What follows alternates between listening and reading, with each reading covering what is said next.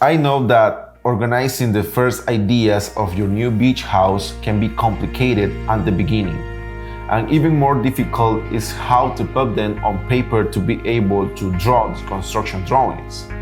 Don't worry, in this video, which is the third part of the Ultimate Beach House Design Guide for Non-Architect series, I'm going to be talking about how to organize and conceptualize your ideas. Why is an architectural concept important? An architectural concept provides focus to your design and creates a framework to follow in order to thoroughly consider the project, from design requirements through the site conditions and beyond. Where to find inspiration?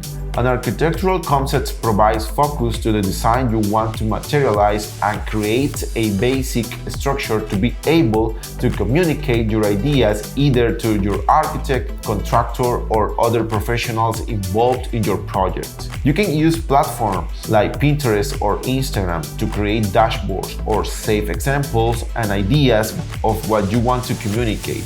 I will tell you the way I use to conceptualize a beach house. How to set those ideas? First of all, make a list of the main needs to be covered. That's your master list to follow. Organize each one in order of priority. In this way, if the construction budget exceeds your initial budget, you can get rid of the less important needs first.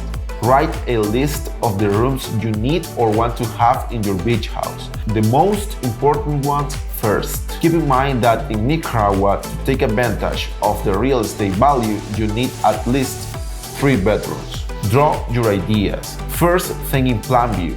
Distribute and join the spaces according to the perfect routine that you imagine in your dream house based on your lifestyle on the beach. You can use colored circles or ovals and draw them in the position and size according to the level of importance. For example, red circles can be private areas. Yes, what we are doing is a simple flow chart, super useful for space distribution.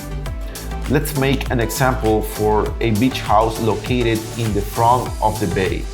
My ideal lifestyle is to have a front garden with a nice grass, with an area where I can put my software rack, a shower area to take off the sand and leave my clothes, a space to change my clothes, then a platform with my CrossFit equipment with its own storage inside. Yes, I like to make exercise even in the beach. Stairs to go up to my main terrace with my infinity pool, and on the right side a sun deck for my wife. In front I have my covered terrace with access to a covered outdoor dining area. This in turn has direct relation with my kitchen with island for 4 people. It's open concept.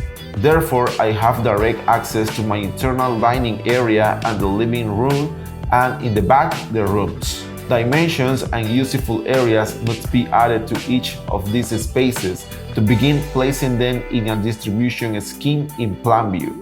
In other words, your first floor plan with logical order, taking into account the topography and orientations. In this case, we can use a notebook with a grid, and we can say that every single square is a square foot. This way, we can calculate the square footage of the proposal and even have a budget idea.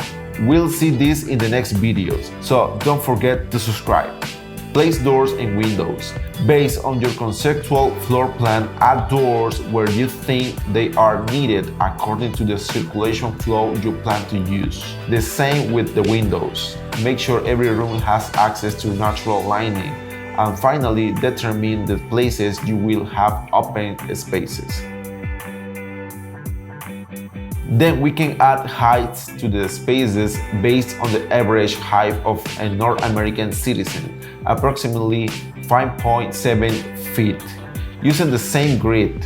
But in this way, we define the ceiling height, if it will follow the slope of the roof or if it will be flat completely, and the final height of the roof decks. Placing the house in the lot. Based on the previous site analysis from episode 1, we can orient the initial architectural floor plan, trying to take advantage of cross ventilation, natural lighting, and the best views towards the beach. Proportion. As a last stage, we can create volumes either with a freehand drawing. It does not have to be perfect, but it must transmit the proportion of the spaces three-dimensionally based on an artificial scale. Or you can use small pieces of wooden blocks, boxes, or similar objects that give you a volumetric idea. As an architect, I use software for architectural drawing, but always conceptually, without skimping on details, since the goal at this stage is to create an idea of the spaces, shape and volumes. Although, if you wish, you can locate door and windows openings as well. This is a very important step for a beach house design. You need clarity in your goals to have success. You don't need to use sophisticated software at this point. You can do it using freehand in a simple notebook and making simple diagrams. To make this even more fun, I'm going to leave you a link below in the description to download my area calculation format. What spaces do you think should not be missing in a beach house in Nicaragua? Do you like a single level house, or do you prefer two levels? Let me know in the comments below. This series is getting better and better. If this information has been useful to you, please thumbs up and share with your friends who wants to build a beach house in Nicaragua. Don't forget to subscribe to receive more content like this. Thank you very much for being here, and I will see you in the next episode.